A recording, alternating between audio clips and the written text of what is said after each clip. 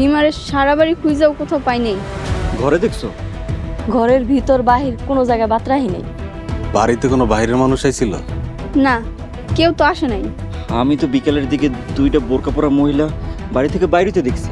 দুইটা বোরকা পরা মাইয়া বাইরে যাইতে দেখছো? তুই ধরলি না কেউ করে? মহিলা মানুষ কেমনে ধরবো? তাছাড়া জিজ্ঞেসলাম কি আপনারা? কিছু বলছে? বললো যে মোড়ল বাড়িতে সাহায্য জন্য আইছিল। কই কেউ তো আজকে সাহায্যের জন্য আসে নাই।